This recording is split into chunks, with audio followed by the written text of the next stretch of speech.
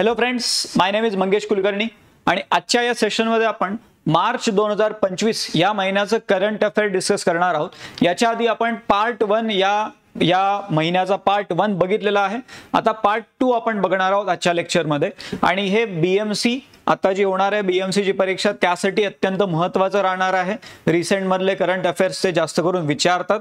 त्यासोबतच बाकी ज्या परीक्षा आहेत टेक्निकल मधल्या म्हणा किंवा इतर कोणत्याही ज्या परीक्षांमध्ये तुम्हाला मार्च या महिन्याचं करंट अफेअर्स लागणार असेल, कामात येणार असेल, त्या परीक्षांसाठी हा जो व्हिडिओ आहे, हे जे लेक्चर आहे हे खूप जास्त महत्त्वाचं राहणार आहे। ठीक आहे, त्यामुळे व्यवस्थितपणे ह्याला बघा। एमसीक्यू फॉर्मॅट मध्ये आपले लेक्चर्स ज्यांनी आधी पाहिलेले त्यांना माहितीच असेल, एमसीक्यू फॉर्मॅट मध्ये आपण हे लेक्चर घेतोय आणि खूप जास्त आपल्याला युजफुल हे राहणार आहे। ठीक आहे, आणि या लेक्चरच्या नोट्स आपला टेलिग्रामचं चॅनल आहे ते मी नंतर सांगेलच तुम्हाला, त्या चॅनल वरती तुम्हाला या नोट्स अवेलेबल देखील होऊन जातील। ठीक आहे, सो मार्च या महिन्याचं आपलं हे करंट अफेअर्स आहे, मार्च 2025 आणि पार्ट 2 या व्हिडिओचा पार्ट 2 आपण आज बघतोय। पार्ट 1 ऑलरेडी आपण बघितलेला आहे, ज्यांनी बघितलेला नसेल तो जाऊन बघा। तुम्हाला इग्नाइट अकॅडमीच्या इग्नाइट टेक्निकल या YouTube चॅनल वरती ते बघायला मिळून जाईल। ठीक आहे, सो पार्ट 2 आपण बघतोय। आता त्याआधी आपल्या ज्या बॅचेस आहेत सिव्हिल इंजिनिअरिंग रिलेटेड आपल्याला ज्या वॅकन्सीज येत आहेत त्यामध्ये मग डायरेक्ट रिक्रुटमेंट एक्झाम्स MNP असेल, Mahatransco, WRD, MIDC, CIDCO, NMC, BMC या वेगवेगळ्या परीक्षांसाठीची आपली ही बॅच आहे, रेकॉर्डेड बॅच। याच्यामध्ये फीचर्स आपल्याला इथे TCS IBPS पॅटर्न नुसार पूर्ण टीचिंग होणार आहे।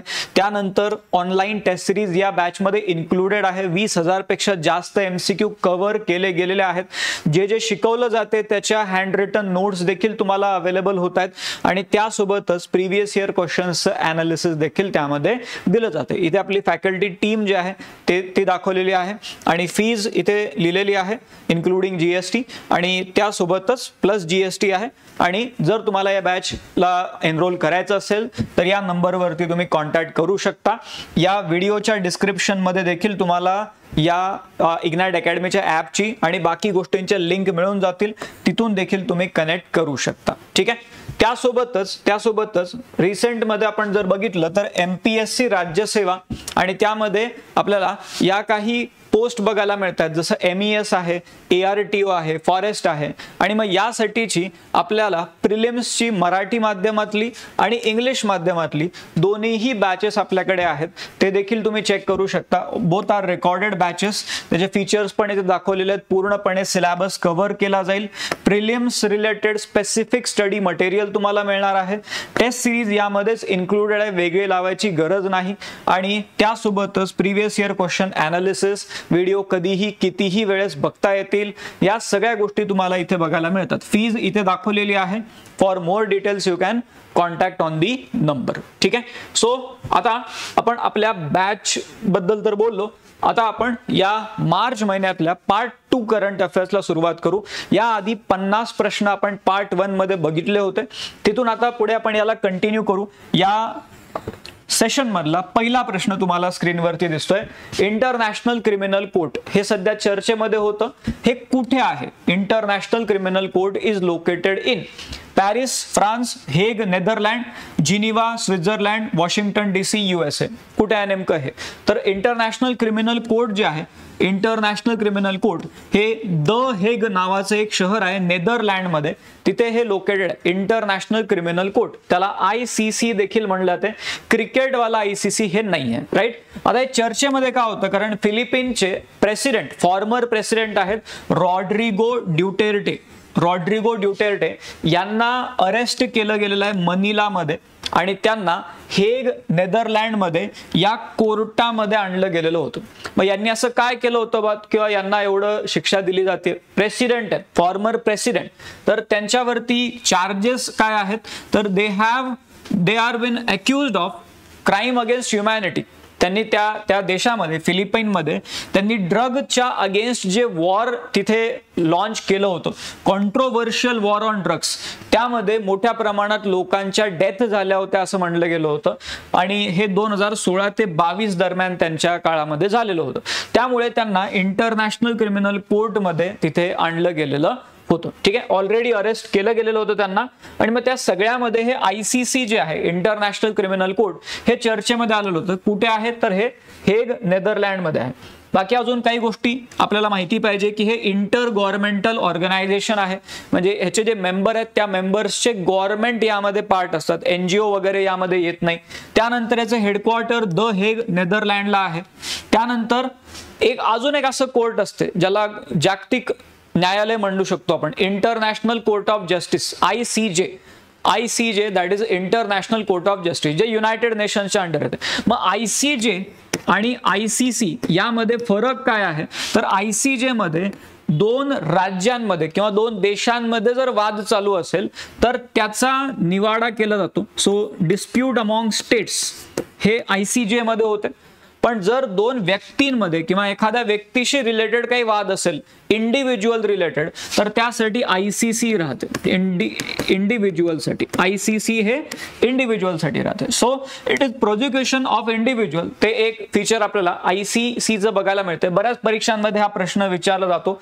सो प्रोसिक्युशन ऑफ इंडिव्हिज्युअल आणि ICJ जर आपण म्हणलं तर it here dispute between states, not individual. आता हे ICC जे आहे, इंटरनॅशनल क्रिमिनल कोर्ट, हे कधी बनलेलं तर 2002 मध्ये बनलेलं आहे. आणि हे लक्षात ठेवा कशाच्या अंडर बनलेलं आहे तर हा रोम स्टॅट्यूट होता, एक प्रकारचा करार. रोम स्टॅट्यूटच्या अंडर हे इंटरनॅशनल क्रिमिनल कोर्ट बनलेला आहे. ठीक आहे, सो या काही गोष्टी आहेत ज्या आपल्याला ICC बद्दल माहिती पाहिजे. पुढचा प्रश्न आहे, क्वेश्चन नंबर 2, चागो आर्किपेलॅगो. आर्किपेलॅगो म्हणजे काय असते तर group of islands. So Chagos archipelago recently in news is disputed region between which 2 countries. 2 देशांमधला हा वादाचा भाग आहे चागो आर्किपेलॅगो. आणि मग कोणते 2 देश आहेत? India and China, United kingdom and Mauritius, United states and Russia, आणि फ्रान्स अँड माडागास्कर. कोणते 2 देश आहेत तर हे युनायटेड किंगडम आणि मॉरिशियस यांच्यामधला डिस्प्युटेड पार्ट आहे चागो आर्किपेलॅगो. बऱ्याच वर्षांपासून चालू आहे वाद. रिसेंटली वाद सुटलेला आहे पण नाही सुटलेला आहे, अशा प्रकारची परिस्थिती आहे. So Chagos archipelago it is situated in Indian Ocean. ठीक आहे, इंडियन ओशन मध्ये हे आहे. आणि डिस्प्यूट राहिलेला आहे बऱ्याच काळापासून मॉरिशियस आणि युनायटेड किंगडम मधला. ऍक्च्युली हे युनायटेड किंगडम ब्रिटनचं राज्य होतं मॉरिशियसवर, म्हणजे ते मॉरिशियस वरती पण त्यांचं राज्य होतं. आणि मग त्यावेळेस पासून तो चागो आर्किपेलॅगो पार्ट ते म्हणतात की आमचा आहे. रिसेंटली त्यांनी तो पूर्ण जो पार्ट आहे त्याच्यावरचा हक्क सोडून दिलेला आहे, पण तरी देखील सध्या प्रॉब्लेम एक आहेच. So although the island remained under British control after Mauritius gained independence in 1968, recent developments have led to UK formally recognize Mauritius claim on the territory. म्हणजे आता UKनी म्हणलेले किंवा ठीक आहे तुमचाच भाग आहे चागो आर्किपेलॅगो, पण तरी देखील इथे एक आयलँड आहे त्याचं नाव आहे डियागो गार्सिया.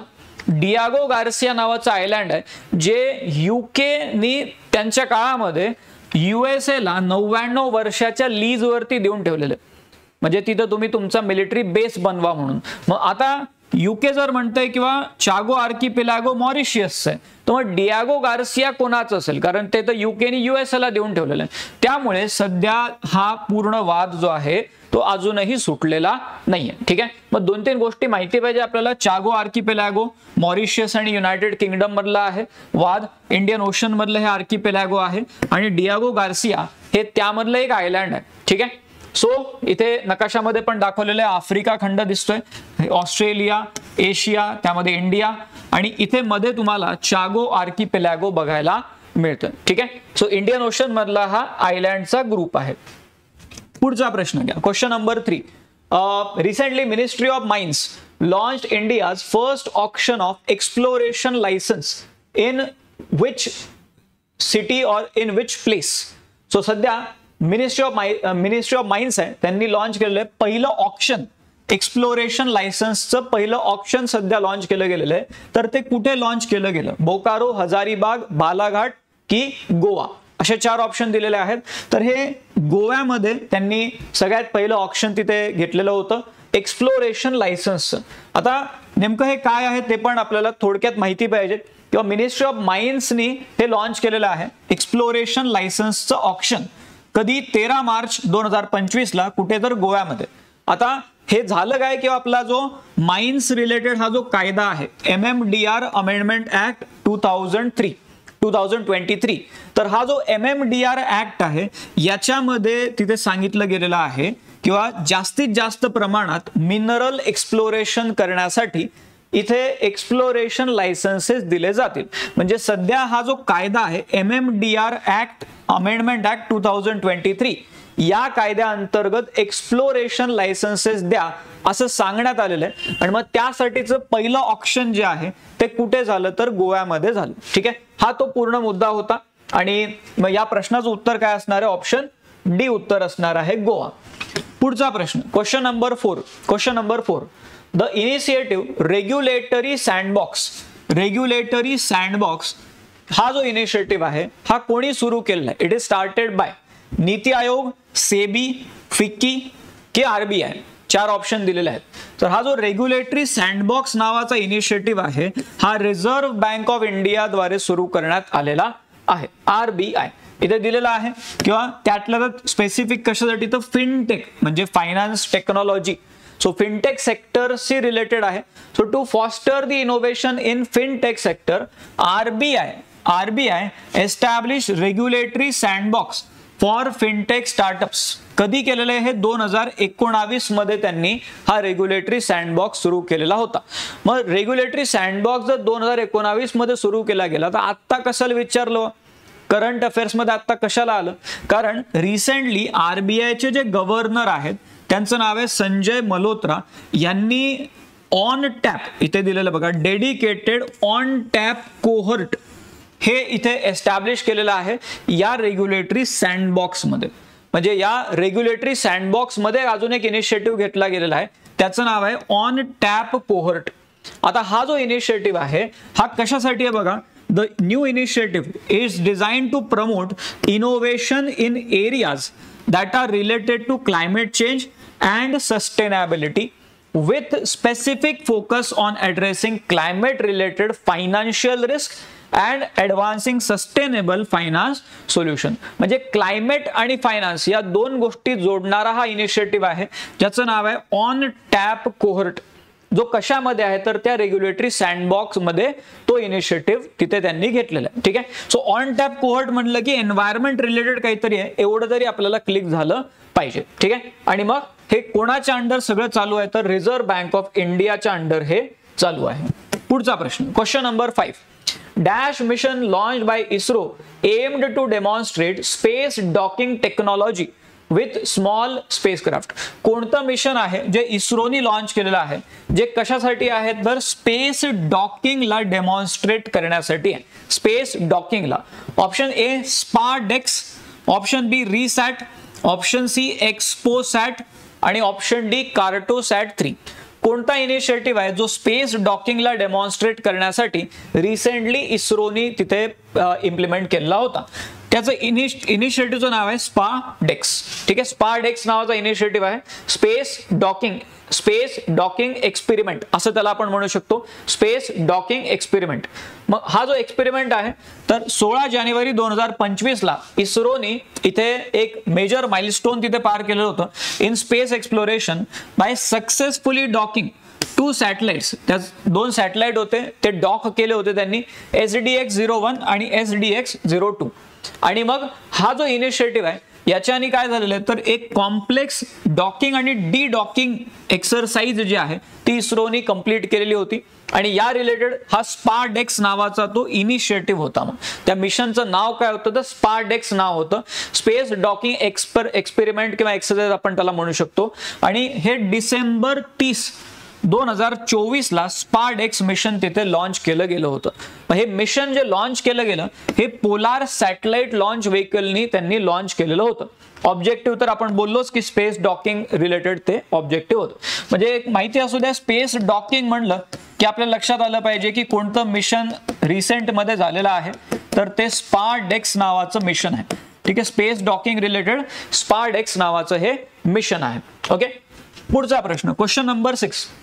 द एक्सटेंडेड प्रधानमंत्री आवास योजना ग्रामीण aims to add 2 crore more houses by which year? नवीन आता त्यांनी टार्गेट जे ठेवलेले आहेत प्रधानमंत्री आवास योजना ग्रामीण मध्ये 2 करोड अजून घरं बनवायचे म्हणतात. कधीपर्यंत बनवायचे? 2026, 27, 28 की 29. हे टार्गेट काय ठेवलेलं आहे त्यांनी? तर हे टार्गेट ठेवलेलं आहे 2029, म्हणजे 2 करोड अजून घरं बनवायचे बाय 2029. ठीक आहे, 2029. इथे दिलेलं बघा, प्रधानमंत्री आवास योजना एक रुरल हाऊसिंग रिलेटेड महत्वाची योजना आहे. मग पार्लमेंटरी स्टँडिंग कमिटीने याच्या इम्प्लिमेंटेशन मधले काही इश्यूज सध्या हायलाइट केले होते, त्यामुळे हे चर्चेमध्ये होतं. म्हणजे आता लॉन्च झाली का स्कीम? नाही, स्कीम बरीच जुनी आहे, पण आता का चर्चेमध्ये आली? कारण पार्लमेंटरी स्टँडिंग कमिटीने ह्या स्कीमच्या इम्प्लिमेंटेशन मध्ये काही प्रॉब्लेम आहेत असं तिथे सांगितलं होतं, किंवा फंडिंग वगैरे जरा कमी पडण्याची शक्यता राहू शकते, असं काही गोष्टी त्यांनी सांगितलेल्या होत्या. Now in August 2024 the scheme was extended. 2024 मध्ये याला एक्सटेंड केलं गेलं होतं with goal of constructing additional 2 crore houses by 2029.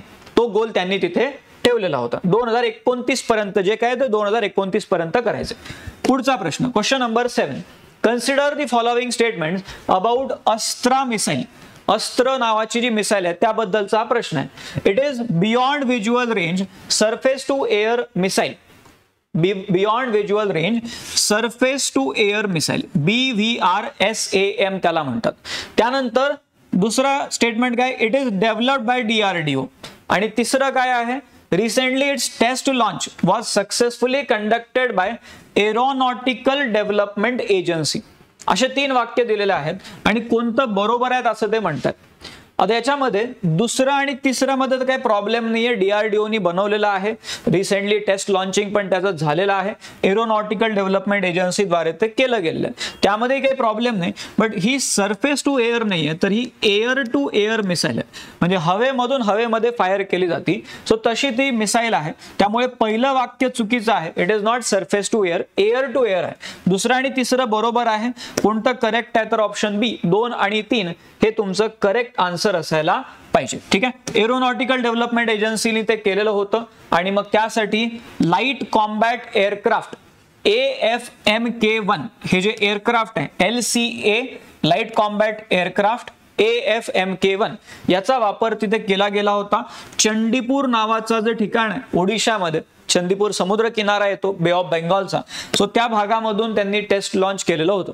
He missile DRDOने develop केलेली आहे आणि ही काय आहे? तर ही beyond visual range air to air missile आहे, हे आपल्याला माहिती पाहिजे. ठीक आहे, रिसेंटली का बरं चर्चेमध्ये? कारण ते टेस्टिंग त्याचं केलं गेलं होतं म्हणून चर्चेमध्ये. पुढचा प्रश्न, question number 8. Recently, researchers confirmed the existence of new plant species Uniala keralensis. Uniala keralensis हे जे झाड आहे नवीन, ते रिसर्चर्सने कन्फर्म केलं की नवीन एक झाड आहे म्हणून. असं शोध लागलेला आहे थोडक्यात नवीन झाडाचा. तर तो कुठं शोध लागलेला आहे असं ते म्हणतात. या झाडाचा शोध कुठे लागलेला आहे? निलगिरी बायोस्फिअर रिझर्व्ह मध्ये लागला, नंदादेवी बायोस्फिअर रिझर्व्ह मध्ये लागला, अगस्त्यामलाई बायोस्फिअर रिझर्व्ह मध्ये लागला, की सिम्पली पाल बायोस्फिअर रिझर्व्ह मध्ये लागला. आता याच्या नावामध्येच केरळ आलेलं आहे, केरालेन्सिस, आणि याचं उत्तर आहे ऑप्शन सी, अगस्त्यामलाई बायोस्फिअर रिझर्व्ह. म्हणजे हा जो नवीन झाडाचा शोध लागलेला आहे हा कुठे लागलेला आहे? तर अगस्त्यामलाई बायोस्फिअर रिझर्व्ह मध्ये लागलेला आहे. So researchers have recently confirm की असं काही नवीन झाड आहे उनियाला केरालेन्सिस, आणि हे कुठे? तर केरळच्या अगस्त्यामलाई बायोस्फिअर रिझर्व्ह मध्ये आहे. आणि मग जसं आपण म्हणतो की वेस्टर्न घाट जे आहेत पूर्ण हे युनेस्को वर्ल्ड हेरिटेज साईट मध्ये येतात, तर मग इथल्या बायोडायव्हर्सिटी मध्ये अजून एक भर पडलेली. ऑलरेडीच एक रिच बायोडायव्हर्सिटी आहे, पण त्यामध्ये अजून एका झाडाची भर पडलेली आहे. आता हे जे झाड आहे हे असं नाही की आत्ताच 1-2 दिवसाआधी सापडलं म्हणून चर्चेमध्ये आलं, तर हे सापडलेलं तर होतं, पण त्याला नेमकं कशामध्ये काउंट करायचं, त्याचं क्लासिफिकेशन कशात करायचं यावरती विचार चालू होता. इथे दिलेलं बघा, although plant was first collected 27 years ago, it has only now has been officially classified. आणि त्यामुळे एकतर हे महत्वाचं झालेलं आहे. ठीक आहे, आणि ही जी स्पेसी आहे it is endemic to south western region of India only. अशा प्रकारचं झाड जे आहे ते फक्त याच भागामध्ये मिळते. साऊथ वेस्टर्न रिजन जो आहे भारताचा हा, त्याच भागामध्ये आपल्याला हे झाड बघायला मिळेल. एंडेमिक म्हणजे तिथंच सापडून दुसरीकडे कुठंच नाही सापडणार. ठीक आहे, सो सी हे त्या प्रश्नाचं उत्तर आहे. उनियाला केरालेन्सिस हे अशा प्रकारचं ते झाड आहे आणि त्यामध्ये तुम्हाला हे फुलं वगैरे सगळं बघायला मिळते. पुढचा प्रश्न question number 9. Which initiative by RBI recently in news allows RBI employees store and share documents securely and improve data analysis. RBI मध्ये जे लोक काम करतात त्यांना तिथे एकतर डॉक्युमेंट स्टोअर करून ठेवता येतात आणि शेअर करता येतात चांगल्या पद्धतीने. असा कोणता इनिशिएटिव्ह आहे RBI ने घेतलेला? ऑप्शन ए आहे उद्गम, ऑप्शन बी आहे प्रवाह, ऑप्शन सी आहे सारथी आणि ऑप्शन डी आहे none of the above. Recently याला एक अवॉर्ड पण मिळालेला आहे तिकडे युनायटेड किंगडम मध्ये आणि याचं उत्तर आहे सारथी. सारथी नावाचा हा इनिशिएटिव्ह आहे ज्याच्या अंडर तशा प्रकारचे डॉक्युमेंट स्टोअर आणि तिथे शेअर करता येतात. ठीक आहे. So RBI has been honoured with digital transformation award. Digital transformation award मिळालेला RBIला 2025 मधला आणि या कोणी दिलेला आहे तर सेंट्रल बँकिंग नावाची ऑर्गनायझेशन आहे लंडन UK मध्ये. सेंट्रल बँकिंग इव्हन प्रधानमंत्र्यांनी पण RBIला कॉंग्रॅच्युलेट यासाठी केलेलं होतं. डिजिटल ट्रान्सफॉर्मेशन अवॉर्ड 2025 हा RBIला मिळालेला आहे आणि मग त्या अवॉर्ड मध्ये स्पेशली याला रेकॉग्नाइज केलं गेलेलं आहे किंवा असे दोन तुम्ही ऍप्लिकेशन्स किंवा दोन तुम्ही इनिशिएटिव्ह घेतलेले ज्यामुळे हा अवॉर्ड तुम्हाला दिला जातोय. दोन इनिशिएटिव्ह आहेत, एक आहे प्रवाह आणि दुसरे आहे सारथी. त्यामधलं मग हे सारथी आपण आता बोललोच की डॉक्युमेंट स्टोअर आणि शेअर करता येतात चांगल्या पद्धतीने आणि प्रवाह हा बेसिकली त्या सारथी सोबत वापरला जाणारा इनिशिएटिव्ह आहे ज्याच्यामध्ये तुम्हाला वेगवेगळे जे रेग्युलेटरी ऍप्लिकेशन्स आहेत ते एकमेकांसोबत सीमलेसली वापरता येतात अशा प्रकारचा इनिशिएटिव्ह. नाव तरी माहिती असू द्या, प्रवाह आणि सारथी हे दोन इनिशिएटिव्ह आहेत RBIचे ज्यांना ग्लोबल लेवलवरती सध्या बरंच तिथे रेकॉग्निशन मिळालेलं आहे. ठीक आहे. पुढचा प्रश्न question number 10. Vikram 3201 and Kalpana 3201 recently in news are. विक्रम 3201 कल्पना 3201 हे काय आहे?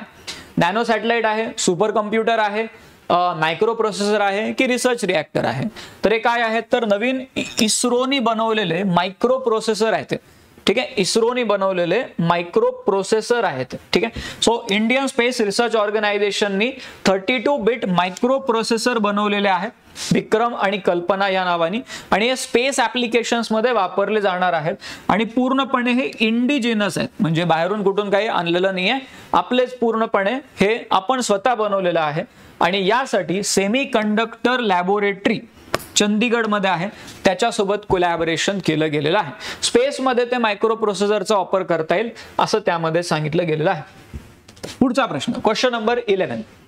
Recently 14th ASEAN Defense Minister Meeting plus ADMM plus असं त्याला म्हणतात. ASEAN Defense Minister Meeting plus ADMM plus या इनिशिएटिव्हचा एक एक्सपर्ट वर्किंग ग्रुप आहे ऑन काउंटर टेररिझम. त्याची एक मीटिंग झाली होती. थोडक्यात काय तर काउंटर टेररिझम वरती एक मीटिंग भारतामध्ये झाली होती. तर कुठे झाली होती? न्यू दिल्लीमध्ये झाली होती. हे प्रश्नामध्ये सांगून दिलेलं होतं की ADMM plus expert working group on counter terrorism यांची एक मीटिंग झाली दिल्लीमध्ये.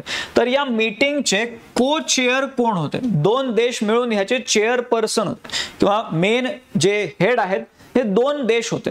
तर कोणते दोन देश या मीटिंगचे हेड होते? काउंटर टेररिझम वरची मीटिंग आहे, महत्वाची मीटिंग आहे.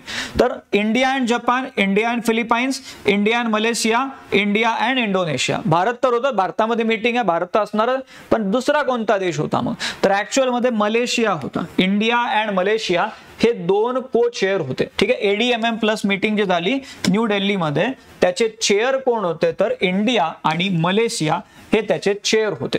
ठीक आहे. आणि ADMM प्लस हा जो इनिशिएटिव्ह आहे कधी सुरुवातीला सगळ्यात पहिले झालेला तर 2010 मध्ये हा ओरिजिनली एस्टॅब्लिश झालेला इनिशिएटिव्ह आहे. ADMM प्लस असं त्याचं नाव आहे. आणि हे सगळ्यात पहिल्यांदा असं झालं असेल की काउंटर टेररिझमच्या या एक्सपर्ट वर्किंग ग्रुपचे चेअर झालेले इंडिया. इंडिया याच्या आधी चेअर झालेला नव्हता म्हणजे हेड झालेला नव्हता या ग्रुपचा. ठीक आहे. ओके. पुढचा प्रश्न question number 12. Question number 12. Recently melioidosis has been growing health concern. मग हे मेलिओडॉसिस हे काय आहे? सध्या बरंच चर्चेमध्ये राहते. A viral infection spread by mosquitoes then a fungal disease affecting crops, then a bacterial infection affecting human, and a genetic disorder affecting the immune system. हे काय आहे? मेलिओडॉसिस हे काय आहे? तर this is a bacterial infection which is affecting human. Melioidosis असं त्या bacterial इन्फेक्शनचं नाव आहे आणि हे जास्त करून ओडिशाच्या भागामध्ये या इन्फेक्शनचा प्रादुर्भाव जास्त करून बघायला मिळतोय. काय आहे तर बॅक्टेरियल इन्फेक्शन आहे. Typically contracted through exposure to contaminated soil और water.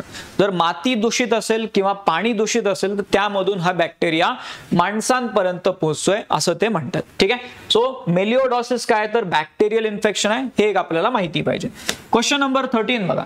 Question number 13, Mudumal megalithic menhir. Mudumal megalithic menhir recently added to India's tentative list of UNESCO World Heritage Site is located in. हे जे मुडुमल मेन्हीर आहेत हे सध्या tentative मध्ये आहेत, म्हणजे पुढे जाऊन हे युनेस्को वर्ल्ड हेरिटेज साइट बनण्याची शक्यता आहे. तर हे कुठे लोकेटेड आहे? आंध्र प्रदेश, तामिळनाडू, केरळ आणि तेलंगणा. हे मेन्हीर जे आहेत हे कुठे लोकेटेड आहेत तर हे तेलंगणामध्ये लोकेटेड आहेत. तेलंगणामध्ये. आणि मेन्हीर म्हणजे नेमकं काय असते तर हे अशा प्रकारचे हे रॉक स्ट्रक्चर्स आहेत. आता हे आपोआप बनलेले नाही आहेत, म्हणजे नैसर्गिक पद्धतीने बनलेले हे रॉक स्ट्रक्चर नाही आहेत, तर हे बांधले गेलेले आहेत किंवा बनवले गेलेले आहेत तशा प्रकारचे. तर मग अशा प्रकारचे हे जे रॉक स्ट्रक्चर्स आहेत हे असं म्हणलं जातं की जगातलं सगळ्यात जुने मॉन्युमेंट्स मध्ये काउंट होतात. आणि मग मुदुमल मेगालिथिक मेन्हीर हे तेलंगणाच्या भागामधले मेन्हीर आहेत आणि याला वर्ल्ड हेरिटेजच्या यादीमध्ये टाकण्याचं तिथे डिमांड केली जाते. ठीक आहे. जर असं झालं तर तेलंगणामध्ये दुसरं वर्ल्ड हेरिटेज साईट होऊन जाईल. पहिलं कोणतं होतं? रामप्पा टेम्पल. रामप्पा टेम्पल हे 2021 मध्ये तेलंगणामधून वर्ल्ड हेरिटेजच्या यादीमध्ये गेलेलं होतं आणि मग त्यानंतर मुदुमल मेन्हीर हे दुसऱ्या नंबरला होऊन जातील तेलंगणामधून. मेन्हीर म्हणजे काय तर हे अपराईट स्टोन्स आहेत, मोठे मोठे दगड आहेत जे टेपर्ड असतात. टॉपला वरती असे टेपर्ड प्रकारचे ते दगड आहेत आणि हे नॅचरल नाही आहेत, तर हे बनवले गेलेले आहेत तसे. आणि मग जे आपण म्हणतो ना निओलिथिक किंवा ब्रॉन्झ एज काळामधले हे सगळे मेन्हीर आहेत, म्हणजे जवळपास 38,000 ते 48,000 वर्ष जुने हे सगळे मॉन्युमेंट्स आहेत.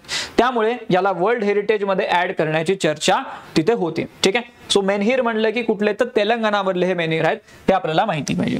क्वेश्चन नंबर 14 घ्या. Recently, 4th No Money for Terror conference was conducted in. Recently 4th No Money for Terror ज्याला NMFT कॉन्फरन्स म्हणतात. NMFT conference, no money for terror conference ही कुठे घेतली गेलेली होती? न्यू दिल्ली, पॅरिस फ्रान्समध्ये की ज्युरिक स्वित्झर्लंडमध्ये की म्युनिक जर्मनीमध्ये? ही जी कॉन्फरन्स आहे no money for terror conference ही घेतली गेली होती म्युनिक जर्मनीमध्ये, जे शहर आहे म्युनिक नावाचं, तिथे ही कॉन्फरन्स घेतली गेलेली होती. नो मनी फॉर टेरर या नावाची ती कॉन्फरन्स होती. आपल्याकडून जे मिनिस्टर ऑफ स्टेट आहेत for home affairs Shri Nityanand Rai यांनी तिथे डेलिगेशनला हेड केलेलं होतं, भारतामधून जे गेले होते. तर ही 4थी मीटिंग होती म्युनिक जर्मनीमध्ये झालेली आणि ही जी कॉन्फरन्स आहे ओरिजिनली 2018 मध्ये लॉन्च केली गेली होती. ही आयडिया कोणाची होती किंवा अशी काय कॉन्फरन्स घ्यावी? तर ही आयडिया फ्रेंच गव्हर्नमेंटची आयडिया होती आणि टेरर फायनान्सिंगच्या अगेन्स्ट एक प्रकारे हा इनिशिएटिव्ह घेतला गेलेला होता. ठीक आहे. सो म्युनिक मध्ये यावेळेसची कॉन्फरन्स झाली ते एक माहिती असलं पाहिजे. Question number 15, Miller Urey hypothesis recently in news is related to.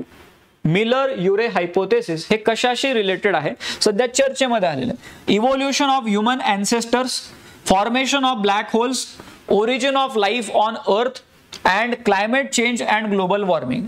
कशा संबंधित हे मिलर-युरे हायपोथेसिस आहे? हे ओरिजिन ऑफ लाईफ ऑन अर्थ या संबंधित आहे. पृथ्वीची उत्पत्ती कशी झाली त्याबद्दलचं हे हायपोथेसिस आहे. त्याला मिलर-युरे हायपोथेसिस म्हणतात आणि हे ट्रेडिशनल अप्रोच आहे किंवा कशा पद्धतीने पृथ्वीची उत्पत्ती झाली असेल. पण सध्या काही रिसर्च होत आहे आणि ज्यामध्ये अजून काही नवीन नवीन आयडियाज दिल्या जात आहेत which are contradictory to Miller Urey hypothesis. त्यामुळे हे चर्चेमध्ये आलेलं आहे. So recent studies have renewed scientific interest in the origin of life on earth. जे ट्रॅडिशनल अप्रोच काय मिलर-युरे हायपोथेसिस किंवा तिथे काय म्हणलेलं आहे it propose that lightning striking the primordial oceans produced the essential organic compounds for life. म्हणजे विजा ज्या आहेत त्या पाण्यासोबत स्ट्राईक होत आहेत त्या ओशन सोबत आणि त्यामधून ऑर्गॅनिक कंपोनंट्स लाईफसाठी जे गरजेचे आहेत ते तयार होतात. बट नवीन रिसर्च काय म्हणते किंवा अजून वेगवेगळ्या घटना झालेल्या असाव्या, जसं क्रॅशिंग वॉटरफॉल, ब्रेकिंग वेव्ह, या वेगवेगळ्या अजून घटना आहेत. त्यामुळे काय झालेलं आहे तर हे कंपाऊंड्स तयार झालेले असतात. म्हणजे लाईफशी नेसेसरी असणारे कंपाऊंड नेमके कसे तयार झाले यामध्ये अजून नवीन नवीन व्ह्यूज येत आहेत आणि त्यामुळे मिलर युरे हायपोथेसिसला न मानणारे देखील रिसर्च समोर येत आहेत. आता हे हायपोथेसिस किंवा हा जो एक्सपेरिमेंट आहे मिलर युरे एक्सपेरिमेंट हा कधी झालेला आहे 1952 मध्ये त्यांनी हे केलेलं होतं. स्टॅनले मिलर आणि हॅरॉल्ड युरे या दोघांनी मिळून हे केलेलं होतं. ठीक आहे. सो ओरिजिन ऑफ लाईफ बद्दल त्यांचं रिसर्च आहे एवढं आपल्याला माहिती पाहिजे. बाकी गोष्टी अजून कॉम्प्लेक्स सायंटिफिक रिसर्च आहे. ठीक आहे. क्वेश्चन नंबर 16 घ्या. Question number 16 CAR T cell therapy. CAR T cell therapy सध्या चर्चेमध्ये आहे. It is associated with the treatment of CAR T cell therapy. हे कशाशी रिलेटेड आहे? Diabetes, cardiovascular diseases, under nutrition आणि ब्लड कॅन्सर. सो हे CAR T cell therapy इंडियामध्ये याच्याबद्दलची रिसर्च बरीच झालेली आहे आणि हे कॅन्सर स्पेसिफिकली ब्लड कॅन्सरशी रिलेटेड ही थेरपी आहे. CAR T cell therapy. कधी कधी याचा फुल फॉर्म पण विचारू शकतात, तर ह्याचा फुल फॉर्म फक्त माहिती असू द्या, chimeric antigen receptor CAR T cell therapy. Chimeric antigen receptor CAR T cell therapy. आणि हा अप्रोच कशाशी रिलेटेड आहे तर ब्लड कॅन्सरशी रिलेटेड आहे. आणि मग इंडियामध्ये वेगवेगळे रिसर्च या फील्डमध्ये होत आहेत, त्यामुळे हे चर्चेमध्ये आलेलं होतं. ठीक आहे. सो लक्षात राहू द्या कॅन्सरशी रिलेटेड ती थेरपी आहे. क्वेश्चन नंबर 17 घ्या. Under Pradhanmantri Poshan scheme, PM Poshan scheme, mid day meal scheme आधी त्याला म्हणायचे, आता PM पोषण स्कीम आपण म्हणतो त्याला. So under PM Poshan scheme the union government advised states to cut down cooking oil use by how many % in midday meals in government and government aided schools. म्हणजे त्या जेवणामध्ये तेलाचा वापर किती टक्क्यांनी कमी करा असं युनियन गव्हर्नमेंटनी ॲडवाइज केलेलं आहे. म्हणजे असं बंधनकारक नाही पण ॲडवाइज केलेलं आहे राज्यांना की तुम्ही तेलाचा वापर कमी करा. मग किती टक्क्यांनी कमी करायचा? 5%, 10%, 7% की 12%? तर गव्हर्नमेंटनी रिसेंट जे ॲडवायझरीज आहेत त्यामध्ये ॲडवाइज केलेले की 10% तेलाचा वापर कमी करा. 10% मिड डे मील मध्ये तेलाचा वापर तुम्ही कमी करा. ठीक आहे. बी त्याचा आन्सर आहे, तेवढं फक्त माहिती असू द्या. पुढचा प्रश्न घ्या. Question number 18. क्वेश्चन नंबर 18 काय म्हणतात बघा. Consider the following statements about 5 eyes intelligence alliance. 5 eyes intelligence alliance. आता पहिलं स्टेटमेंट आहे इट इज फॉर्म्ड इन 1946. दुसरं आहे it is world's most exclusive intelligence sharing network influencing global conflict, regime changes and economic policies. असं intelligence network हे जगातलं सगळ्यात पहिलं आणि सगळ्यात मोठं नेटवर्क आहे असं पण म्हणलं जाते. तिसरं जे आहे it include United states, United kingdom, Canada, Australia and New Zealand. असा पण प्रश्न विचारला जाऊ शकतो सिंगल लाइनर मध्ये किंवा हे जे 5 आईज इंटेलिजन्स अलायन्स आहे यामध्ये कोणते कोणते देश आहेत? US, UK, कॅनडा, ऑस्ट्रेलिया आणि न्यूझीलंड. पण सध्या ज्या अमेरिकन गव्हर्नमेंटच्या पॉलिसीज आहेत त्यामुळे या अलायन्सचं फ्युचर देखील जरा टेन्शन मध्ये आलेले लोक किंवा काय होणार या अलायन्सचं. पण सध्या जर बघितलं तर 146 मध्ये बनलेलं आहे. तिसरं वाक्य बरोबर आहे. तर कोणतं करेक्ट आहे म्हणलेलं तर यामध्ये सगळे करेक्ट आहेत. ठीक आहे. सो 5 आईज इंटेलिजन्स अलायन्स सध्या US गव्हर्नमेंटच्या पॉलिसीजमुळे चर्चेत आलेलं आहे व ह्याचं फ्युचर काय असेल नेमकं. ठीक आहे. सो 5 आईज इंटेलिजन्स अलायन्स यामध्ये ते सांगितलेलं आहे किंवा वर्ल्ड वॉर 2 च्या दरम्यान याला बनवलं गेलेलं होतं. 1946 मध्ये ऑफिशियली हे एस्टॅब्लिश झालं. यामध्ये US आहे, UK आहे, कॅनडा आहे, ऑस्ट्रेलिया आहे आणि न्यूझीलंड आहे. ठीक आहे. World most exclusive intelligence sharing network त्याला म्हणलं गेलं. But however US foreign policy जे आहे सध्या under the presidentship of Donald Trump त्यामुळे इथे हे सगळे जे अलायन्स आहेत त्याचं फ्युचर जरा चिंतेमध्ये आहे. ठीक आहे. So D is your correct answer here. Next question. Question number 19 बघा. Question number 19 naturally occurring form of hydrogen naturally occurring form of hydrogen found in the earth's crust is known as. Naturally occurring form of hydrogen, जमिनीच्या खाली जो नैसर्गिक पद्धतीमध्ये hydrogen सापडतो त्याला काय म्हणतात? ब्लॅक हायड्रोजन म्हणतात, ग्रे हायड्रोजन म्हणतात, व्हाईट हायड्रोजन म्हणतात की ब्लू हायड्रोजन म्हणतात. सो हा जो नॅचरली ऑकरिंग हायड्रोजन आहे त्याला व्हाईट हायड्रोजन म्हणलं जाते. व्हाईट हायड्रोजन त्याला म्हणलं जाते. मग आता का बरं चर्चेमध्ये आहे? कारण फ्रान्समध्ये हे एक सध्या रिसर्च झालेलं आहे. त्यांनी मोठ्या प्रमाणात नॅचरल हायड्रोजन जो आहे तो जमिनी खालून डिस्कवर केलेला आहे. त्यामुळे हे सध्या करंट अफेअर्स मध्ये आलेले. So France recently achieved that breakthrough in clean energy with discovery of vast natural hydrogen reserve in Folschviller Moselle. हे जे ठिकाण आहे फॉल्शेविलर मॉसेल्स या ठिकाणी त्यांनी हा हायड्रोजन शोधून काढलेला आहे. जागा विचारणार नाही, फ्रान्सनी शोधून काढलं एवढं माहिती असू द्या. आणि असा जो नॅचरली ऑकरिंग हायड्रोजन आहे त्याला व्हाईट हायड्रोजन म्हणतात.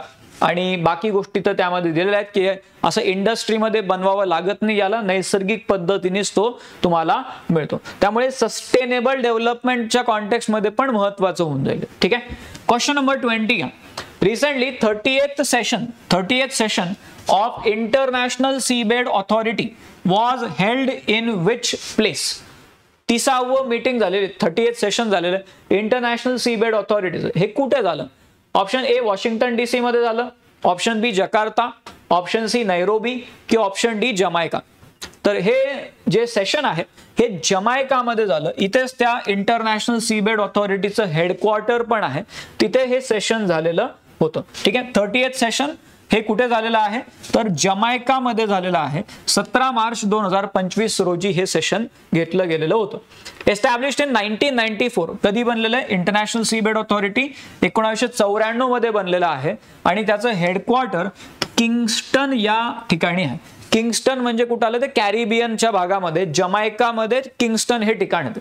किंगस्टन जमैका असं त्याला आपण म्हणू शकतो. आणि पूर्ण मिनरल रिलेटेड ज्या ऍक्टिव्हिटीज आहेत सी बेड मध्ये, म्हणजे आपल्या पाण्याच्या खाली, पाण्याच्या तळाला जे मिनरल सापडतात त्या रिलेटेड सगळ्या ऍक्टिव्हिटीजला ओव्हरसी करण्याचं काम इंटरनॅशनल सीबेड ऑथॉरिटी करते. त्याचं काम काय ते पण इथे दाखवलेलं आहे. आणि हे जे इंटरनॅशनल सीबेड ऑथॉरिटी आहे it was created following the adoption of United Nation convention on law of sea, UN CLOS ज्याला म्हणतात, जे 1982 मध्ये इफेक्ट मध्ये आलेलं होतं. म्हणजे एकदा हे कन्व्हेन्शन बनलं, United convention, nation convention on law of sea, त्यानंतर ऑफिशियली इंटरनॅशनल सीबेड ऑथॉरिटी हे बनवलं गेलेलं होतं. म्हणजे थोडक्यात या कन्व्हेन्शनच्या अंडरच बनलेलं असं म्हणायला काही हरकत नाही. ठीक आहे. सो हे कुठे झालेलं आहे? 38th सेशन हे जमैकामध्ये झालेलं आहे. क्वेश्चन नंबर 21 घ्या. Question number 21. Dash has been added to tentative list. याआधी पण आपण बघितलं मेनहिर हे टेंटेटिव्ह लिस्ट मध्ये होते. पुन्हा अजून एक ठिकाण आहे जे टेंटेटिव्ह लिस्ट मध्ये ऍड केलेलं आहे. So dash has been added to tentative list of UNESCO world heritage site under natural category. हे कोणत्या कॅटेगरीमध्ये? Natural category. जसं आपण म्हणतो किंवा नॅचरल म्हणल्यावरती मानस आहे, काझीरंगा आहे, ऑलरेडी युनेस्को वर्ल्ड हेरिटेजच्या यादीमध्ये नॅचरल कॅटेगरीमध्ये. ग्रेट हिमालय नॅशनल पार्क आहे. मग तसं नॅचरल कॅटेगरीमध्ये युनेस्कोच्या टेंटेटिव्ह लिस्टमध्ये कोणाला ऍड केलं गेलेलं आहे? Sundarban Biosphere Reserve, Mudumalai Tiger Reserve, Kanha National Park की Kanger Valley National Park? Kanger Valley National Park हे त्याचं उत्तर आहे. छत्तीसगड मधून याला टेंटेटिव्ह लिस्ट मध्ये ऍड केलं गेलेलं आहे. So Kanger Valley National Park हे बस्तर जिल्हा जो आहे छत्तीसगड मधला तिथे आहे आणि त्याला या यादीमध्ये नॅचरल कॅटेगरीमध्ये ऍड केलं गेलेलं आहे. कुठे आहे लक्षात ठेवा, कांगेर व्हॅली हे छत्तीसगड मध्ये, बस्तर जिल्हा Chhattisgarh. Question number 22. Question number 22. Consider the following statement about संसद भाषिणी इनिशिएटिव्ह. संसद भाषिणी इनिशिएटिव्ह. संसद भाषिणी पार्लमेंटरी लँग्वेज, थोडक्यात असं त्याला ट्रान्सलेट करू शकतो आपण. पहिला वाक्य काय? It uses AI to support multiple languages and improve parliamentary work. AI चा वापर करून वेगवेगळ्या भाषांमध्ये पार्लमेंटरी वर्क कशा पद्धतीने चांगल्या प्रकारे घेता येईल त्यासाठीचा इनिशिएटिव्ह आहे संसद भाषिणी इनिशिएटिव्ह. आणि मग हा इनिशिएटिव्ह कोणी मिळून केलेला आहे? तर लोकसभा सेक्रेटेरिएट आणि ministry of electronics and I T, ज्याला मेटी म्हणतात, यांनी ॲग्रीमेंट साईन केलेला आहे फॉर दिस इनिशिएटिव्ह. म्हणजे दोन्ही वाक्य बरोबर आहेत की पार्लमेंटमध्ये एआयचा वापर करून चांगल्या पद्धतीने वेगवेगळ्या भाषांमध्ये काम करता येईल. हा पहिलं स्टेटमेंट बरोबर आहे. आणि कोणामध्ये ॲग्रीमेंट झालेलं आहे? लोकसभा सेक्रेटेरिएट आणि ministry of electronics and I T. यामध्ये मग कोणतं करेक्ट आहे म्हणलेलं आहे त्यांनी? पहिलं आणि दुसरं दोन्हीही करेक्ट आहे. ऑप्शन सी हे तुमचं उत्तर असलं पाहिजे. संसद भाषिणी नावाचा इनिशिएटिव्ह आहे, इथे देऊन ठेवलेला आहे. Lok Sabha secretariat, ministry of electronics and I T यांचा तो इनिशिएटिव्ह आहे. आणि बाकी गोष्टी तर आपण आता बोललोच. ठीक आहे. क्वेश्चन नंबर 23 घ्या. Question number 23. Recently India's first frozen zoo was launched in. थोडा बायोटेक्नॉलॉजी रिलेटेड आहे. कमी टेम्परेचरमध्ये जे जेनेटिक पूर्ण जे मटेरियल आहे त्याला स्टोअर करून ठेवलं जाऊ शकते, त्या रिलेटेड हा एक इनिशिएटिव्ह आहे. ठीक आहे, बायोटेक्नॉलॉजीच्या कॉन्टेक्स्टमध्ये. So recently India's first frozen zoo was launched in which place. कोणत्या ठिकाणी हे पहिलं फ्रोझन झू लॉन्च केलं गेलं? बेंगलोर, श्रीनगर, शिमला की दार्जिलिंग? तर हे जे फ्रोझन झू आहे हे दार्जिलिंग मध्ये बनवलं गेलेलं आहे. दार्जिलिंग मध्ये ऑलरेडी एक Padmaja Naidu Himalayan Zoological park आहे आणि त्या झूलॉजिकल पार्क मध्येच याला इनॉग्रेट केलं गेलेलं आहे. मग असं पण विचारलं जाईल Padmaja Naidu Himalayan Zoological park कुठे आहे? तर हे दार्जिलिंग मध्ये आहे आणि तिथे भारतातलं पहिलं फ्रोझन झू इनॉग्रेट केलं गेलं. आणि इथे बेसिकली जे काही हिमालयाच्या भागामध्ये वेगवेगळे स्पेसीज आहेत त्यांचं जेनेटिक मटेरियल इथे कन्झर्व करून ठेवलं जाऊ शकते आणि त्यांच्यावरती वेगवेगळे एक्सपेरिमेंट केले जाऊ शकतात. आणि यासाठी एक महत्वाची संस्था आहे, हे पण आपल्याला माहिती पाहिजे, centre for cellular and molecular biology, CCMB. CSIR जे असतं ना आपलं, council for scientific and industrial research, त्याच्या अंडर ही एक महत्वाची संस्था आहे CCMB, centre for cellular and molecular biology. हे कुठे येते मग असं पण आपल्याला माहिती पाहिजे. तर centre for cellular and molecular biology हे हैदराबाद मध्ये आहे. तर मग या इनिशिएटिव्ह साठी या CCMB हैदराबाद सोबत तिथे टायअप केलं गेलेलं आहे आणि त्या माध्यमातून हे DNA जे आहेत त्याला प्रिझर्व्ह केलं जातंय. यासाठी ते -196 डिग्री सेल्सिअस, -196 एवढ्या कमी तापमानावरती ते हे सगळे जेनेटिक मटेरियल स्टोअर करून ठेवणार आहेत. ठीक आहे. तर मग असं हे फ्रोझन झू कुठे आहे? तर हे इनॉग्रेट झालेले दार्जिलिंग मध्ये. हे त्याचा एंट्रन्स आहे त्या झूचा, Padmaja Naidu Himalayan Zoological Park. हे ऍक्च्युअल त्याचा त्या फोटो आहे, म्हणजे त्याच एंट्रीवरती आपल्याला असं बघायला मिळते. ठीक आहे. Next question, question number 24. Indian national centre for ocean information service INCOIS is an autonomous organization of government of India and it is under which ministry. INCOIS हे सारखं चर्चेमध्ये राहते. सध्या ते सायक्लॉन बद्दल नवीन तिथे स्टडी करतात, सायक्लॉन रिलेटेड, त्यामुळे हे सध्या चर्चेमध्ये आहे. इनकॉइस हे कोणत्या मिनिस्ट्रीच्या अंडर आहे? Ministry of environment, forest and climate change, ministry of science and technology, ministry of Jalshakti आणि मिनिस्ट्री ऑफ अर्थ सायन्स. तर हे जे सेंटर आहे हे मिनिस्ट्री ऑफ अर्थ सायन्सच्या अंडर येते. इनकॉइस हे जे सेंटर आहे हे मिनिस्ट्री ऑफ अर्थ सायन्सच्या अंडर येते. याबद्दलची थोडक्यात माहिती तर दाखवलेली आहे. INCOIS it is under ministry of earth science. हे कुठे आहे? तर हैदराबाद मध्ये आहे. इनकॉइस ह्याचं लोकेशन कुठे? तर हैदराबाद मध्ये सेंटर आहे. कधी बनलेलं आहे? तर 1988 मध्ये बनलेलं आहे. ऑटोनॉमस बॉडी आहे आणि it is basically unit of earth system science organization. म्हणजे कधी कधी लिहिताना त्याला हे ESSO इनकॉइस असं पण लिहितात. It is unit of earth system science organization. ठीक आहे. सो या काही गोष्टी आहेत ज्या आपल्याला माहिती पाहिजे. Next question, question number 25. Question number 25. Yes, Samarth incubation programme was recently launched by. Samarth incubation programme, NITI Aayog, department for promotion of industry and internal trade, centre for development of telematics आणि ऑप्शन डी आहे बोथ A and B. तर हा जो initiative आहे Samarth incubation programme हा recently कोणी launch केलेला आहे? तर हा C. Centre for development of telematics यांनी हा इनिशिएटिव्ह लॉन्च केलेला आहे, समर्थ इन्क्युबेशन प्रोग्राम. आणि मग हा जो इनिशिएटिव्ह आहे हा टेलिकम्युनिकेशन सेक्टरमध्ये जे कोणते स्टार्टअप असणार आहेत किंवा IT सेक्टरमध्ये जे कोणते स्टार्टअप आहेत त्यांना सपोर्ट करण्यासाठीचा हा इनिशिएटिव्ह आहे. Centre for development of telematics यांनी हा इनिशिएटिव्ह घेतलेला आहे. समर्थ इन्क्युबेशन प्रोग्राम कशासाठी? टेलिकम्युनिकेशन आणि IT फील्ड मधल्या स्टार्टअपला सपोर्ट करण्यासाठी.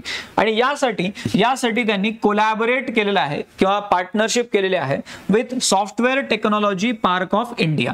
सो हे पार्टनर म्हणून आलेले software technology park of India आणि C. यांनी मिळून हा इनिशिएटिव्ह तिथे राबवलेला आहे. समर्थ इन्क्युबेशन प्रोग्राम असं त्याचं नाव आहे. Next question number 26. Recently first satellite under FireSat project was launched by. FireSat नावाचा प्रोजेक्ट आहे, त्याच्या अंडर पहिला सॅटेलाइट सध्या लॉन्च केला गेला. हा लॉन्च कोणी केलेला आहे? इस्रो, SpaceX, NASA आणि चौथा ऑप्शन आहे गुगल. आता इथे सॅटेलाइट म्हणल्यावरती इस्रो, SpaceX आणि NASA हे तीनही स्पेस फील्ड मधले आहेत. वाटू शकते की यांच्यापैकी कोणी असेल, बट ऍक्च्युली उत्तर आहे गुगल. हा जो इनिशिएटिव्ह आहे हा गुगलनी याला बॅक केलेला आहे. So it is Google funded किंवा Google backed kind of project.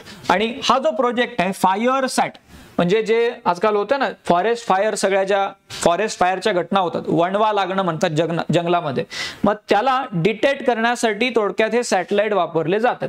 So first satellite of this FireSat project was recently launch by Google. हे माहिती पाहिजे आपल्याला. आणि हा आपल्या पृथ्वीच्या भोवती जे लो अर्थ ऑर्बिट आहे त्यामध्ये हा सॅटेलाइट पाठवला गेलेला आहे. आणि याचं बेसिकली पर्पज काय? Early detection of wild fire. जे वणवे लागतात ते लवकर डिटेक्ट व्हावे त्यासाठी हे सॅटेलाइट आहेत. म्युऑन स्पेस नावाची कंपनी आहे कॅलिफोर्नियामधली. कॅलिफोर्नियामध्येच मोठ्या प्रमाणात अशा घटना घडलेल्या आहेत, त्यामुळे तिकडची कंपनी समोर आलेली आणि त्यांनी हा इनिशिएटिव्ह घेतलेला आहे. तर मग हा जो सॅटेलाइट गुगल स्वतः थोडी बनवणार सॅटेलाइट म्युऑन स्पेस नावाची कंपनी आहे, त्यांनी हा सॅटेलाइट बनवला आहे आणि गुगलनी त्याला बॅक केलेलं आहे. ठीक आहे. सो उत्तराचं काय पाहिजे? Option D Google. ठीक आहे. Next question number 27. Recently state of climate report 2024 was published by. State of climate report 2024 हा कोणी पब्लिश केलेला आहे? United Nation environment programme, world meteorological organization, then international union for conservation of nature आणि none of the above. उत्तर काय पाहिजे याचं?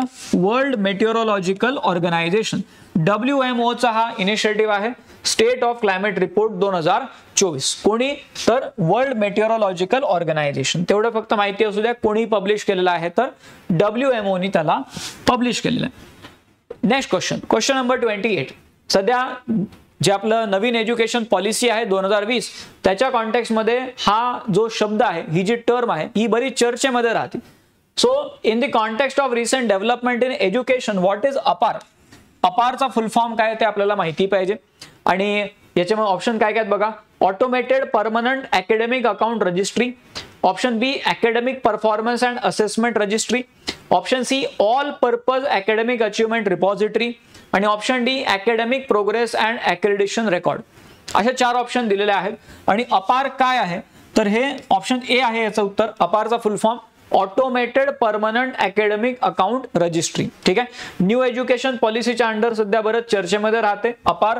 अपार ID पण दिले जातात बघा. अपार ID हा शब्द बऱ्यापैकी तुम्ही ऐकला असेल. आणि हे युनिक आयडेंटिफिकेशन आहे. जसं थोडक्यात स्टुडंट स्पेसिफिक आधार कार्ड आहे असं म्हणता येईल त्याला.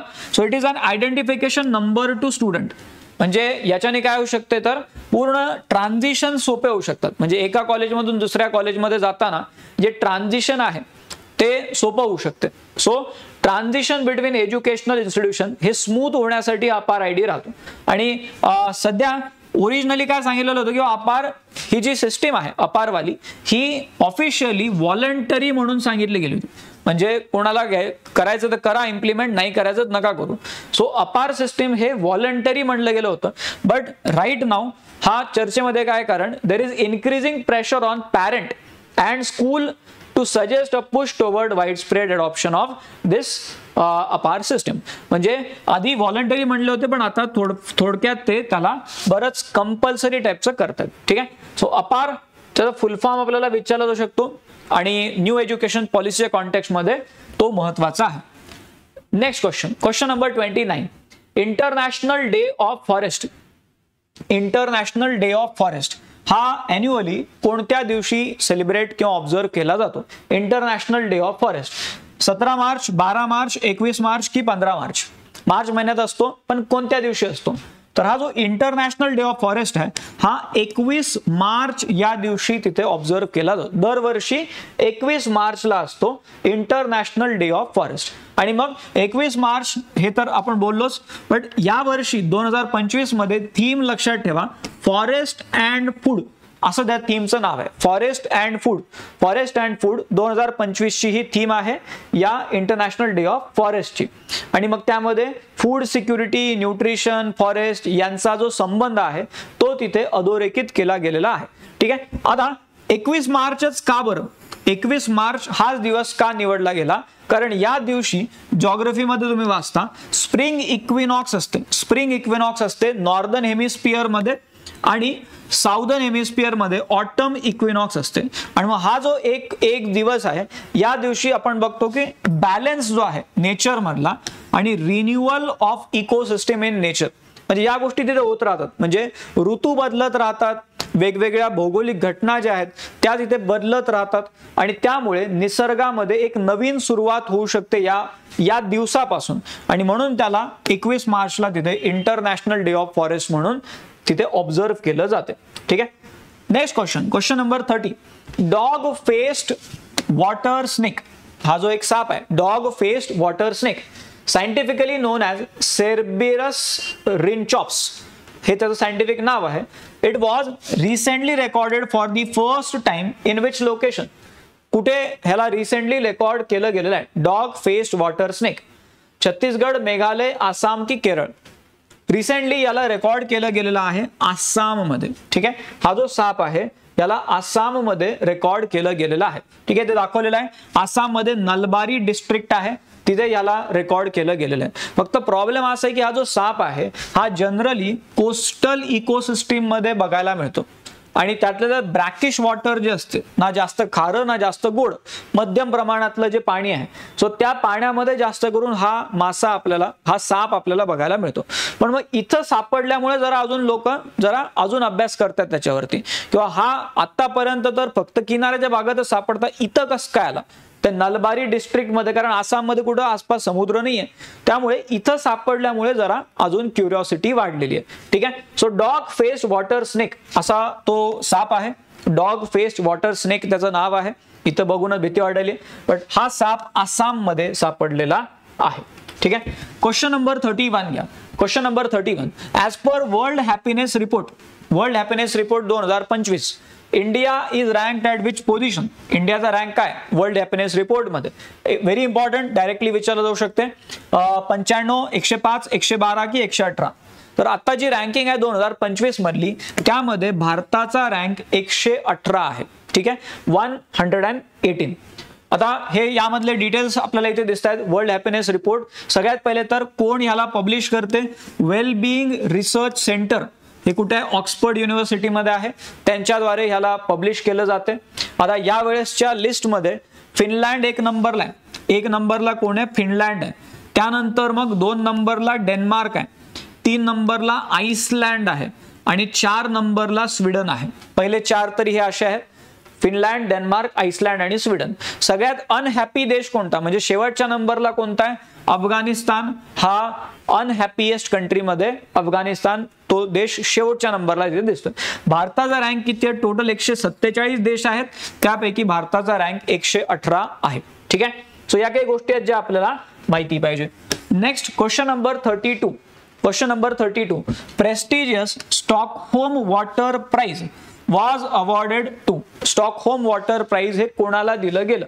Doctor Sandra Postel, then professor Günter Blöschl, then option C doctor John Cherry आणि option D professor Taikan Oki. कोणाला हे प्राइज दिलं गेलेलं आहे Stockholm water prize? Answer is professor Günter Blöschl. ठीक आहे. गंटेर ब्लॉशेल यांना हे प्राइज दिलं गेलेलं आहे. इथे त्यांचा फोटो दाखवलेला आहे स्टॉकहोम वॉटर प्राइज. आणि हे हायड्रोलॉजिस्ट आहेत गंटेर ब्लॉशेल आणि यांना हा अवॉर्ड दिला गेलेला आहे 2025 मधला.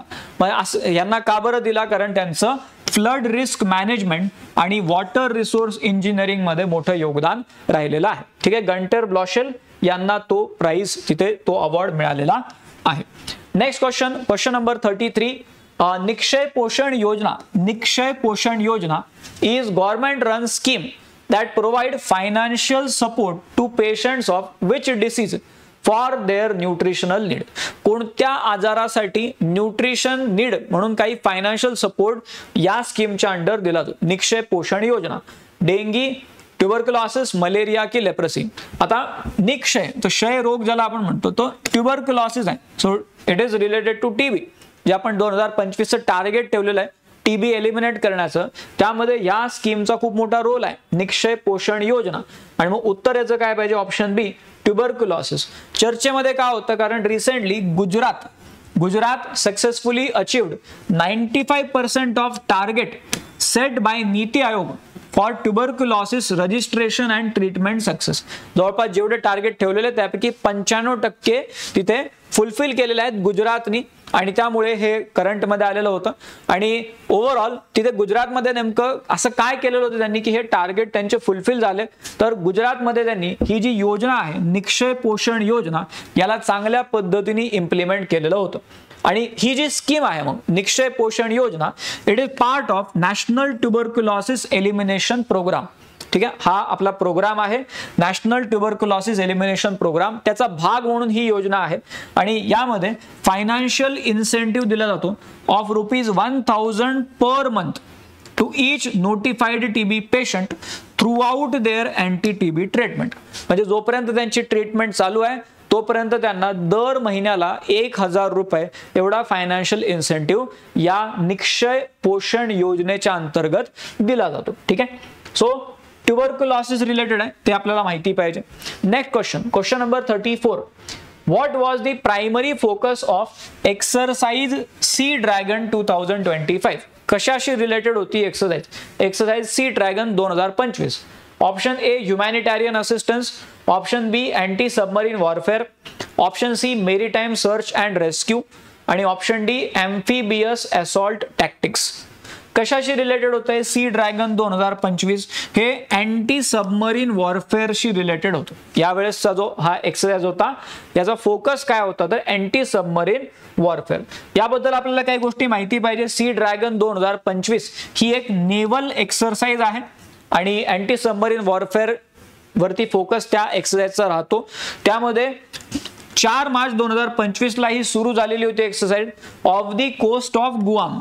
आता हे गुआम काय तर एक आयलँड आहे पॅसिफिक ओशन मधलं आणि अमेरिकेचा तिथे बेस आहे, मिलिटरी बेस. सो तिथून त्याची सुरुवात झाली होती. अमेरिकन नेव्हीने याला होस्ट केलेलं होतं.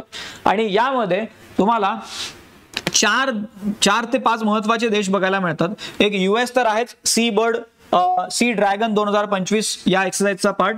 US, Japan, Australia, South Korea आणि इंडिया हे 5 पार्टिसिपेंट्स यामध्ये होते. ठीक आहे, US, Japan, Australia, South Korea आणि इंडिया. सुरुवातीला हे 2019 मध्ये पहिली एक्सरसाइज झाली होती. सी ड्रॅगन 2019 मधली पहिली 19 मध्ये होती. त्यावेळेस अमेरिका आणि ऑस्ट्रेलिया हे 2च त्याचे पार्ट होते. नंतर मग एक ऍड होत गेले, पण सुरुवातीला ओरिजिनल याच्यामध्ये US आणि ऑस्ट्रेलिया होते. नंतर हळूहळू बाकी देश त्यामध्ये ऍड होत गेले. ठीक आहे, ओके. क्वेश्चन नंबर 35 घ्या. In the context of recent defense development, what is तवस्य? तवस्य काय आहे? तवस्य म्हणजे काय? Option A, ballistic missile. Option B, stealth frigate म्हणजे एक प्रकारची ती जहाज असती. Option C, battle tank. आणि ऑप्शन डी आहे फायटर जेट. सो तवस्य काय आहे तर it is a stealth frigate. Tavasya काय आहे?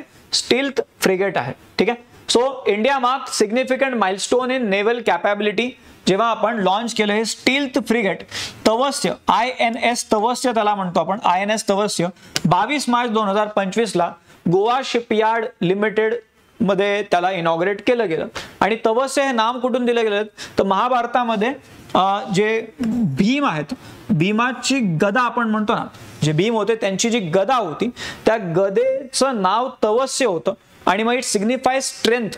ठीक आहे, आणि रेझिलियन्स, एक प्रकारे स्ट्रेंथ आणि रेझिलियन्सला ते सिग्निफाय करते म्हणून हे नाव ठेवलं गेलेलं आहे INS तवस्य. हे दिसायला काही अशा पद्धतीचं आहे. INS तवसचे इथे फोटो दाखवलेले, ही ती जहाज आहे पूर्ण, आणि हे काय आहे तर स्टील फ्रिगेट आहे. ओके, क्वेश्चन नंबर 36 घ्या. Recently which state became first state in India to set up senior citizen commission. Senior citizen welfare साठी सेपरेट कमिशन बनवणारं पहिलं राज्य कोणतं भारतातलं? महाराष्ट्र, उत्तर प्रदेश, मध्य प्रदेश की Kerala? First state to set up senior citizen commission कोणतं आहे तर केरळनी एक प्रॉपर कायदाच आणला होता आणि त्याच्या अंतर्गत त्यांनी हे सिनियर सिटीजन कमिशन बनवलं. त्या कायद्याचं नाव आहे Kerala state senior citizen commission bill. आणि मग यामध्ये ते वेलफेअर कशा पद्धतीने अजून इम्प्रूव्ह करता येईल, सिनियर सिटीजन वेलफेअर, त्यासाठी ते काम करणार आहेत. सो केरळ लक्षात ठेवा, पहिलं राज्य आहे ज्यांनी सिनियर सिटीजन कमिशन बनवलेलं आहे. Next question, question number 37. As per recent discoveries, which is the oldest known meteorite impact crater on the earth? जसं आपण आपल्याकडे लोणार क्रेटर म्हणतो, लोणार सरोवर जिथे तयार झालेलं आहे. मग जगातलं सगळ्यात जुनं असं क्रेटर कोणतं आहे जे मेटिओराइट इम्पॅक्ट मुळे तयार झालेलं आहे? Option A Yarrabubba crater Australia, then option B Red Fort crater South Africa, then option C Maniitsoq crater Greenland, आणि ऑप्शन डी आहे नॉर्थ पोल डोम ऑस्ट्रेलिया. तर हे सगळ्यात जुनं क्रेटर कोणतं आहे तर सगळ्यात जुनं क्रेटर हे नॉर्थ पोल डोम ऑस्ट्रेलिया हे क्रेटर आहे. This is the oldest known meteorite impact crater in the world. ठीक आहे, नॉर्थ पोल डोम लक्षात ठेवा, ऑस्ट्रेलियामध्ये पिलबारा नावाचा हा रिजन आहे, तिथे आपल्याला हे क्रेटर बघायला मिळते. ओल्डेस्ट नोन आहे आणि रिसेंट डिस्कव्हरी काय सांगतायत तर it dates approximately 3.47 billion years. एवढं जुनं आहे, 3.47 billion years, making it over a billion year older than previously recognised oldest crater that is Yarrabubba crater. याआधी याराबुबा क्रेटर ऑस्ट्रेलियामधलं सगळ्यात जुनं होतं, पण आता हे डिस्कव्हरी झाल्यावरती 1 बिलियन वर्ष जुनं आहे ते. जे आता जे आपण बोलतोय नॉर्थ पोल डोम, बिलियन म्हणल्यावरती ते 100 करोड होतात, म्हणजे 100 करोड वर्ष जुनं आहे ते या आधीच्या सगळ्यात जुन्या क्रेटर पेक्षा. ठीक आहे, नॉर्थ पोल डोम त्याचं नाव आहे. कुठे आहे तर ऑस्ट्रेलियामध्ये ते आहे. क्वेश्चन नंबर 38 घ्या. Recently India signed letter of intent LOI for green and digital shipping corridor with which country? Green and digital shipping corridor साठी LOI आपण कोणत्या देशासोबत साइन केला? इटली, ओमान, सिंगापूर की ऑस्ट्रेलिया? आता अशा प्रकारचे प्रश्न बरेच कॉमन राहतात परीक्षांमध्ये. सो हे आपल्याला माहिती पाहिजे की सिंगापूर सोबत हे अशा प्रकारचं एक लेटर ऑफ इंटेंट साइन केलेलं आहे green and digital shipping corridor साठी. ठीक आहे, 25 मार्च 2025 ला इंडिया आणि सिंगापूरने असं हे लेटर ऑफ इंटेंट साइन केलं. हे कधी साइन केलं तर सिंगापूर मेरीटाईम वीकच्या दरम्यान याला साइन केलं गेलेलं आहे. आणि पर्पज काय आहे? To promote digitalization and decarbonization in maritime sector. त्यासाठी हा इनिशिएटिव्ह घेतला गेला. भारत आणि सिंगापूर यांच्यामधला इनिशिएटिव्ह आहे, हे एक आपल्याला माहिती पाहिजे. Next question number 39. India's first national cooperative university is going to be established at which location? पहिली नॅशनल कोऑपरेटिव्ह युनिव्हर्सिटी कुठे बनवली जाणार आहे? शिवसागर आसाम, ऑप्शन बी आहे आनंद गुजरात, ऑप्शन सी आहे भोपाळ मध्य प्रदेश, आणि ऑप्शन डी आहे कोची भोपाळ कोची केरळ. ठीक आहे, भोपाळ एक आपण बोललो मध्य प्रदेश आणि कोची केरळ. सो ही जी युनिव्हर्सिटी आहे सगळ्यात पहिली नॅशनल कोऑपरेटिव्ह युनिव्हर्सिटी ही आनंद हे जे ठिकाण आहे आनंद गुजरात, तिथे आपल्याला ही युनिव्हर्सिटी बघायला मिळणार आहे. याबद्दल लोकसभेमध्ये एक बिल पास केलं गेलं होतं, त्याचं नाव होतं त्रिभुवन सहकारी university bill 2025. It basically marked significant milestone in the advancement of cooperative education in India. आणि मग या बिलच्या अंडर हे नेमकं काय केलं जातंय तर it seek to establish nation's first national cooperative university at institute of rural management Anand. हे जे ऑलरेडी एक इन्स्टिट्यूट आहे त्या इन्स्टिट्यूटमध्ये या कोऑपरेटिव्ह युनिव्हर्सिटीला बनवलं जाणार आहे. आणि ही इन्स्टिट्यूट जे आहे institute of rural management Anand हे कुठे आहे तर गुजरातमध्ये ही इन्स्टिट्यूट आहे. त्यामुळे पहिली जी कोऑपरेटिव्ह युनिव्हर्सिटी असेल ती कुठे आनंद गुजरातमध्ये बनवली जाणार आहे. Next question number 40, last few questions now. Recently who was appointed as chief justice of Bombay high court? कोणाला chief justice of Bombay high court म्हणून अपॉइंट केलं गेलं? Justice Devendra Kumar Upadhyay, then justice Alok Aradhya, justice Ramesh Devkinandan Dhanuka आणि जस्टिस संजय किशन कौल. कोणाला बॉम्बे हायकोर्टचं चीफ जस्टिस म्हणून अपॉइंट केलं गेलं? सो जस्टिस आलोक आराधे यांना चीफ जस्टिस म्हणून अपॉइंट केलं गेलेलं आहे. आणि हे 48वे, हे माहिती पाहिजे आपल्याला, 48 chief justice of Bombay high court ते आता झालेले आहेत. याआधी ते तेलंगणामध्ये होते, तिथून आता इथे आलेले आहेत. ठीक आहे. Then question number 41. The first AI university is going to be set up in which state? AI university भारतातली पहिली ही कुठे बनवली जाणार आहे? कर्नाटक, आंध्र प्रदेश, गुजरात की महाराष्ट्र? कुठे बनवली जाणार आहे भारतातली पहिली AI युनिव्हर्सिटी? याचं ऑफिशियल डिक्लेरेशन महाराष्ट्र गव्हर्नमेंटने केलेलं आहे किंवा ते सगळ्यात पहिली AI युनिव्हर्सिटी बनवणार आहेत. कुठं बनवणार आहेत, कशी बनवणार आहेत, त्याचं अजून काम चालू आहे. पण यासाठी एक टास्क फोर्स बनवली गेलेली आहे. It is going to be established regarding the formation of first AI University of India in the state of Maharashtra. त्याबद्दल प्रॉपर तिथे गव्हर्नमेंट कडून तिथे वेगवेगळे जे नोटिफिकेशन्स आहेत, वेगवेगळे इनपुट्स आहेत ते मिळालेले आहेत. ठीक आहे. Next question number 42. Recently who is appointed as new state election commissioner of Maharashtra? Who is appointed as new state election commissioner of Maharashtra? Rajiv Jalota, Dinesh Waghmare, Nitin Karir आणि राजकुमार देवरा. कोणाला नवीन स्टेट इलेक्शन कमिशनर म्हणून अपॉइंट केलं गेलेलं आहे? And answer is option B, Dinesh Waghmare. ठीक आहे. असे अपॉइंटमेंट आपल्याला माहिती पाहिजे. यांना नवीन स्टेट इलेक्शन कमिशनर म्हणून अपॉइंट केलं गेलेलं आहे. I think these are the questions. इथपर्यंत आपण मार्च महिन्याचं पूर्ण करंट अफेअर्स डिस्कस केलेलं आहे. मागचे हे 50 प्रश्न होते विथ डिटेल्ड सोल्युशन ऑल्सो, आणि आता हे 42 प्रश्न, around 92 questions we have discussed. यासोबतच एप्रिल महिन्याची तुम्हाला बघायला मिळतील. त्याच्यातही अराउंड 90 प्रश्न आपण डिस्कस केलेले आहेत. त्यामध्ये सोल्युशन पण आहे. म्हणजे असं नाही की 90 प्रश्नच होतात, पण त्यासोबतच ॲडिशनल पण इन्फॉर्मेशन तुम्हाला मिळते त्यामध्ये. सो व्यवस्थितपणे ते बघून ठेवा. वाटल्यास तर ज्यांची आत्ता एक्झाम आहे त्यांनी फास्ट फॉरवर्ड मध्ये बघा. या पूर्ण या सेशनच्या ज्या नोट्स आहेत या तुम्हाला आपले हे जे टेलिग्राम चॅनल्स आहेत, इग्नाइट मेकॅनिकल, इग्नाइट सिव्हिल आणि इग्नाइट इलेक्ट्रिकल, या चॅनल्स वरती तुम्हाला, याचे लिंक पण डिस्क्रिप्शन मध्ये मिळून जातील तुम्हाला. या चॅनल वरती तुम्हाला या सगळ्या नोट्स अवेलेबल होतील. त्यासोबतच आपलं हे YouTube चॅनल सबस्क्राइब करून ठेवा, कारण आता इथून पुढे रेग्युलरली आपले करंटचे हे सेशन्स चालू राहतील. याच फॉर्मॅटमध्ये खूप सारा कंटेंट तुम्हाला सोप्या लँग्वेज मध्ये आणि जेवढा गरजेचं तेवढ्या पद्धतीने तुम्हाला प्रोव्हाइड केला जाईल. बाकी आपल्या बॅचेस बद्दल काही माहिती अजून घ्यायची असेल तर या नंबरवरती तुम्ही कॉन्टॅक्ट करू शकता. आणि रेग्युलरली बघत चला, म्हणजे एक अपडेटेड राहतो आपण आणि वेगवेगळ्या परीक्षांसाठी हे तुम्हाला खूप जास्त कामात येणार आहे. ठीक आहे. तर मग आता आपण इथे थांबू. Thank you very much.